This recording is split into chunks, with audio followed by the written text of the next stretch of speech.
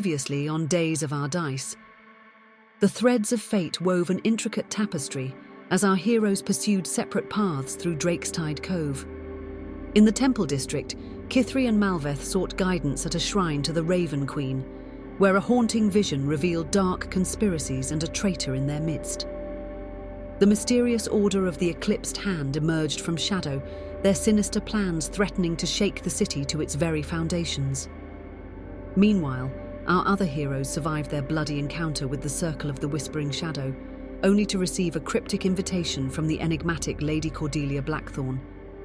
But the greatest shock was yet to come. As night fell over the company headquarters, a figure long thought dead appeared at their door. Evander Pennington, the masked gunslinger, returned from beyond the grave with a message from the Raven Queen herself. What grave circumstances have prompted such divine intervention? And what role will this ghost from the past play in the darkness yet to come? Let us return to our tale as mortality meets divinity and ancient powers awaken. In Drakestide Cove, loyalty is as fickle as the sea itself, ebbing and flowing with the tides of ambition. On this moonless night, Evander Pennington, once a bastion against the encroaching darkness, finds himself cast adrift, betrayed and abandoned to a fate neither swift nor merciful.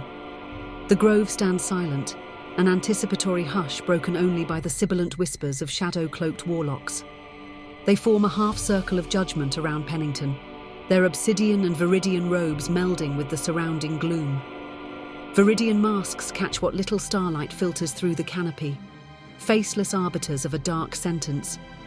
Amidst them, a figure towers, the sharp-dressed man, his very presence a void that devours hope.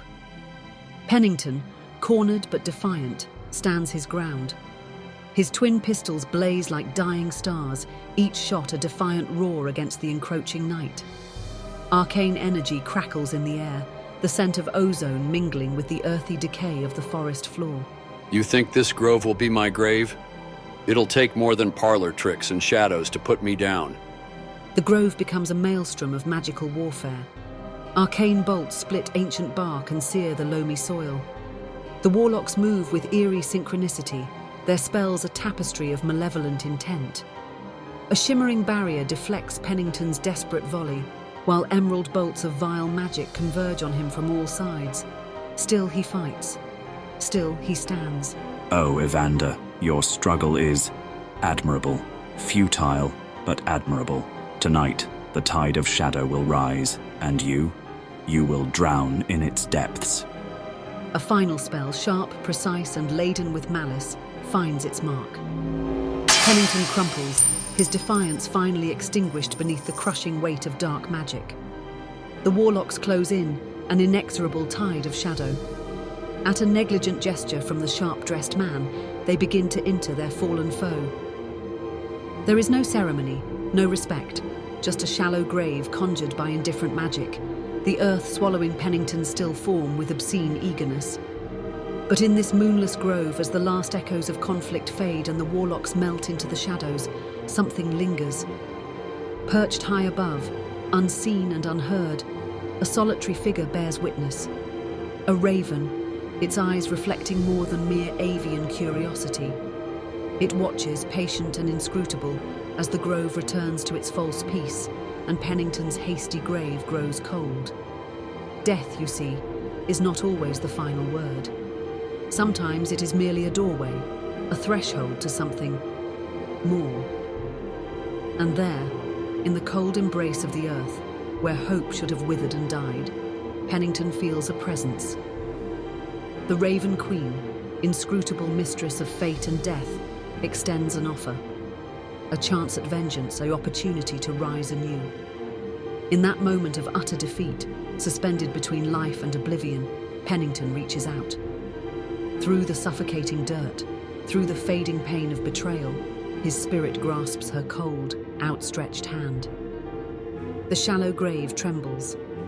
Earth shifts and crumbles as a cold hand, too cold, too strong, erupts from below. Pennington claws his way free, gasping not for air, but for purpose. He emerges reborn, a revenant sworn to a new mistress, a hunter with an unbreakable will. From the cold dirt I rise, and by the Raven Queen's will they will all pay. The raven takes wing, circling above as Pennington stands tall. Soil cascades from his shoulders like shed memories, revealing a form both familiar and alien. His eyes, once windows to a soldier's steadfast soul, now burn with the cold fire of vengeance, a flame kindled by the very goddess of death. With reverent care he dons the mask, white porcelain, a stark contrast to the darkness that bore him anew. It is the face he will wear as he metes out the Raven Queen's justice, a visage that will haunt the nightmares of those who wronged him. From this grove of betrayal, a spectre of retribution is born. No longer Evander Pennington, trusted lieutenant of the company. Now he is Rook, silent harbinger of the Raven Queen's will. And with each beat of his wings, with each step of his relentless pursuit, death itself follows in his wake. And now let's pause for a brief moment. The dice are in motion, but before they land, let's take a quick detour to talk about how you can help keep the adventure alive. Even the bravest adventurers need to rest. But while our heroes catch their breath, you can help keep their journey alive. Step beyond the story and join the adventure at daysofourdice.com, your portal to all things Days of Our Dice. Explore our treasure trove of exclusive merch, support the show on Ko-Fi or Patreon, and help forge the next chapter of this epic saga. Your support keeps the dice rolling, the fireballs flying, and the legends growing. So whether you grab a shirt, sip a Fireball blend coffee, or simply spread the word, know that you're part of the story. Now, let's get back to the adventure. The mists of memory dissipate, and we find ourselves within the stone walls of the company's tower in Drakestide Cove. Once a bastion of camaraderie, it now stands burdened by the weight of betrayal and uncertainty. In the great hall, flickering candlelight casts long shadows as a gathering of heroes listens, spellbound, to a tale of death and rebirth. At the heart of this assembly stands a figure both familiar and alien, Evander Pennington, now known as Rook. Though his face is hidden behind a mask of pristine white porcelain, his presence carries the chill of the grave, tempered only by the whispers of the man he once was. The path I walk was not of my choosing, Jack. The Raven Queen gazed upon my broken form and saw potential, a weapon forged in betrayal, tempered by righteous fury. She offered me purpose beyond the veil, and I grasped it with both hands. How could I not, when vengeance sang so sweetly in my ears? By the gods, Evander. I'd heard whispers of a masked avenger, but to see you here, flesh and blood, or whatever you are now. I am both, Jack, and neither. Evander Pennington died in that moonless grove, betrayed and alone. But from those ashes, I arose. Rook, the Raven Queen's instrument of justice. I am her will made manifest, her retribution against the darkness that festers unchecked in this world. A heavy silence descends as Rook's words hang in the air. The gathered heroes shift uneasily, each wrestling with the implications of his declaration. Rook speaks of his pact with the Raven Queen, how her gaze fell upon him in his final moments, offering not just life but purpose. He tells of the burden of his mask, both shield and chains, a constant reminder of the price paid for each life taken in her name. I have become Rook, hunter of those who dare pervert the natural order of life and death. Necromancers, dark warlocks, those who traffic in forbidden magics, they have learned to tremble at the whisper of my name. I stand as a testament to the Raven Queen's will, a reminder that death comes for all, that no power can long defy the balance she protects. You've traversed a long and dark road, Rook. The Raven Queen chooses her champions with care. But tell me, what fuels your crusade now? Is it still the fire of vengeance, or has it become something more? Rook turns, his masked visage catching the dying firelight. The pause that follows is pregnant with unspoken thoughts, regrets, memories, and a yearning that no second chance could ever truly satisfy. Vengeance lit the pyre of my rebirth, Malveth. But the Raven Queen has shown me a purpose beyond my own pain. I am her sentinel, a shadow cast in service to the greater balance. My path may be bloodied, but each life I take, each soul I send to her embrace, serves a higher cause. And now I must turn my gaze to the rot that festers within Drakestide Cove, perhaps even within the very heart of the company. Rot within the company? Surely you can't mean... Rook, what do you know? Enough to sound the alarm, Jack. Traitors walk among us, agents of both the Circle of the Whispering Shadows and the Order of the Eclipsed Hand. I've returned to see them rooted out, to cauterize this wound before it festers further. But I cannot wage this war alone. I fear you've arrived too late to save your old comrades, Rook. Everyone at the tower was taken. I was left for dead in the secret entrance below. If not for these brave souls sent by the company, I likely would have met my end. We've no idea yet of the fate that's befallen the missing.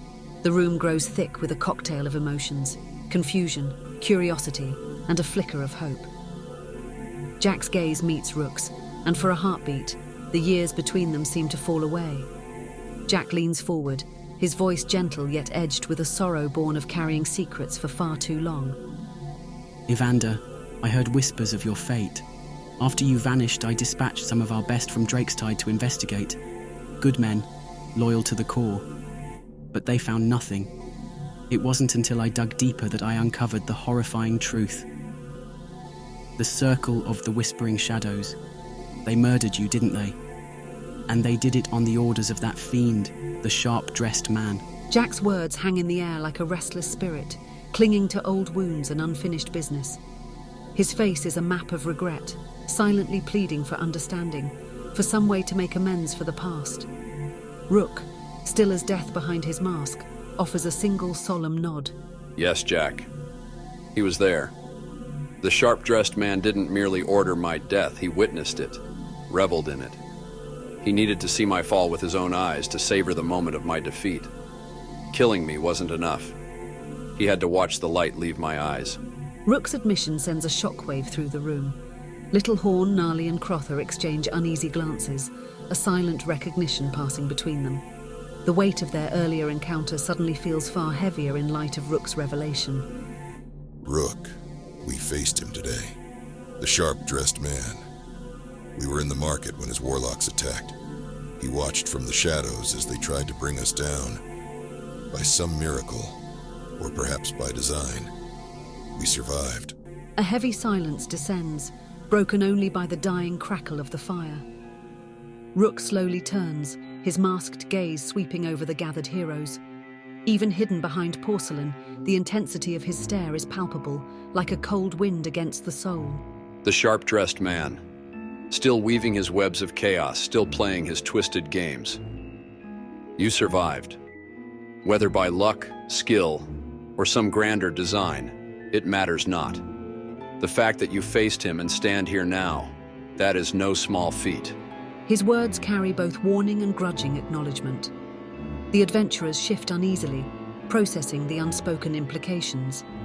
Little Horn's usual levity is absent, replaced by grim understanding.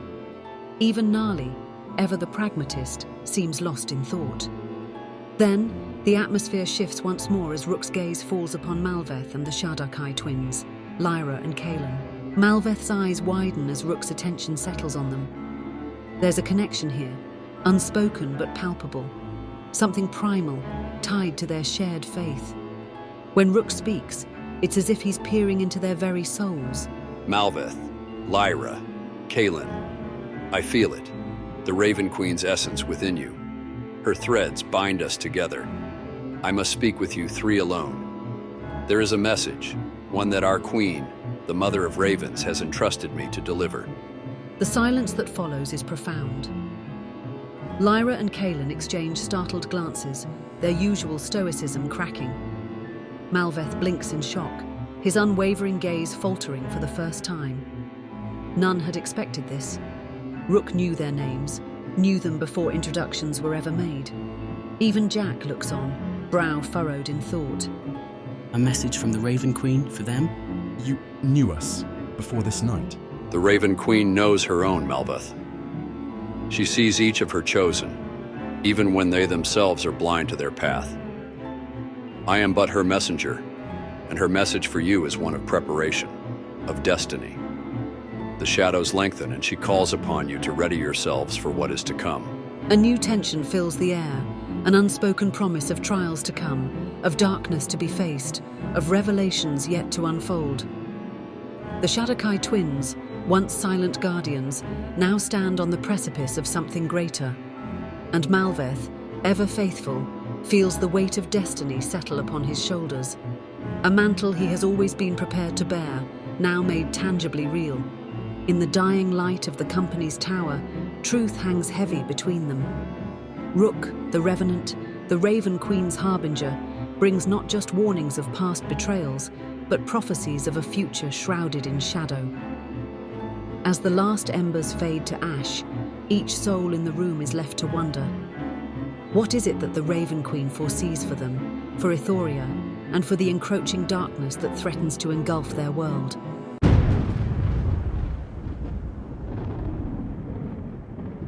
Brave adventurers, your journey through the realms of Aethoria has only just begun. The echoes of battle may fade, but the call to adventure rings eternal. Will you answer that call?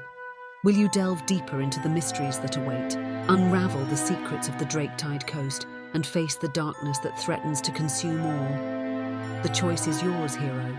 Don't miss a single moment of this epic saga. Like this video to fuel the fires of adventure, and subscribe to our channel to ensure your place among the legends of Aethoria. Hit that notification bell, and you'll be the first to know when new episodes drop. Until next time, may your critical hits be many and your fumbles few.